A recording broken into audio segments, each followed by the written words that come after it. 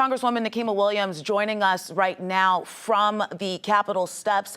Congresswoman, thank you so much for being here. So after days out of D.C., the House has returned. We are going to see a vote which will likely pass today without these enhanced tax credits for the Affordable Care Act. You tweeted when this came down on Sunday, or I believe Monday, Republicans are forcing us to choose between keeping health care costs low, feeding hungry children, and paying our dedicated federal workers. For me, it's a false choice. It's a no on any bill that does not address Republican health care crisis.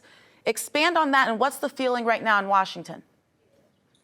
Well, first, we are returning with Republicans in tow this week because my House Democratic colleagues and I have been here week after week, ready and willing to negotiate on behalf of the American people, and we still stand by that. So I introduced amendments last night to protect Head Start because there are a lot of people caught up in the real life consequences of these false choices that Republicans continue to try and make Americans make, like choosing between your health care, feeding hungry children, Head Start program, keeping our federal government open. So right now, people are coming back in. Of course, flights are delayed, but I am here in D.C. We are scheduled to vote, I guess the first vote around 5:30 today.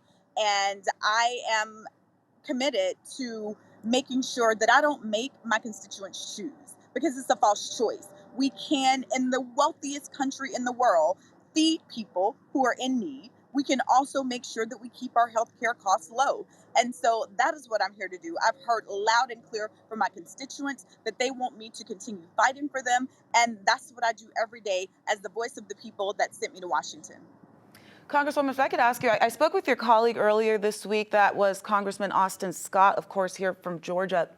I asked him, of course, part of this new deal, there's a promised vote mid-December to, on the Senate, right, side to expand the tax care subsidies. If it does make it to the House, I asked him if he would support it. He said no, because he feels like it just benefits the insurance companies. According to the Joint Committee on Taxation and Congressional Budget Office, a permanent extension of these subsidies will cost nearly $350 billion over the next 10 years. Republicans say it's too costly. Congresswoman, why not go after the health care companies and the insurance companies so that the subsidies are not needed?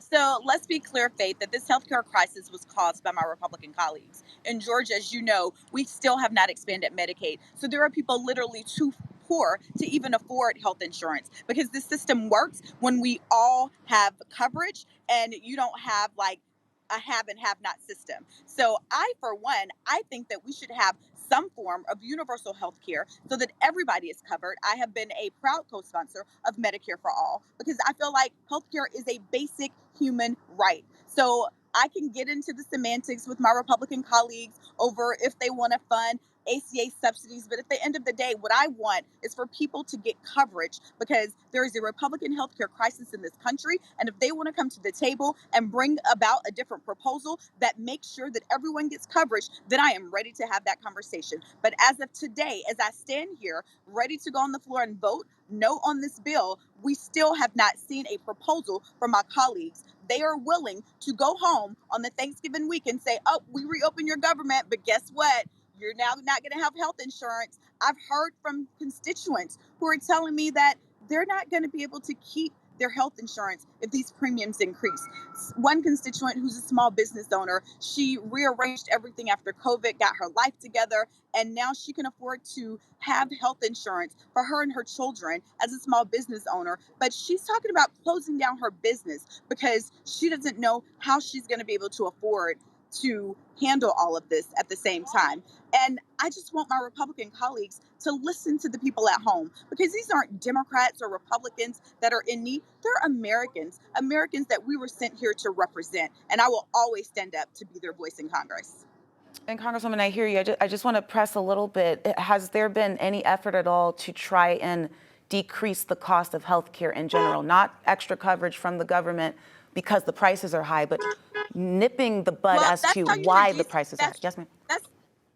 That's how you reduce the cost. That's by making sure that you don't have sick people who can't afford health insurance because they're too poor going to the ER, raising costs. You have to have a system where wealthy people and sick people are in one pool. That has that was something that my Republican colleagues pushed back against, having everyone insured when we were negotiating the Affordable Care Act. And so this is a system that they created, but now they're against it. They've always been against the Affordable Care Act, but I am waiting on their plan. I support, again, Medicare for all so that you don't have a system of where only the people that can afford it or only sick people are left out, and that raises costs for everyone. So what we need to do is come to the table and negotiate something that gets all Americans the care that they need.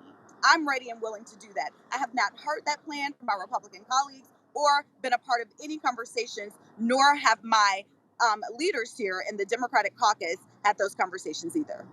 And I was going to ask you about Leader Hakeem Jeffries. I know that there's potentially a plan on the table to ask for a 3-year extension of these benefits. Some people are saying, that's likely not going to pass, at least right now. But what does that look like, Congresswoman Williams? What does that negotiation look like? What do you think you could reach across the aisle with and agree on with Republicans to help the people of Georgia make sure that they do have affordable health care? Well, I mean, first it means that they have to admit that they're a part of this problem. They have brought this problem to the American people and created this false choice. So we should not be moving forward on this pinky promise when what we know is that we can't trust the word of a lot of our colleagues and especially our president. Things that are already the rule of law have been changed and he's ignored them. We heard from a federal judge saying pay people full SNAP benefits, and he's appealing that. There's a special place in hell for people who don't want to feed hungry children. So that was insane to me. But we need people to come to the table and sit down and have this conversation about how do we get people the care that they need and get out of this mindset of if they're going to be giving Democrats a win by agreeing to help their constituents, because they're not just my constituents in need. I am here ready to have the conversation, ready to negotiate with my Republican colleagues.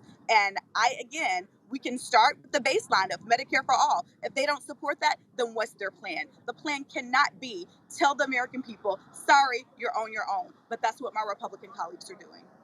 And then my final question for you, Congresswoman Williams. I know you're very busy in D.C. As you all head into this vote, what is your message to Republicans? What is your message to President Donald Trump?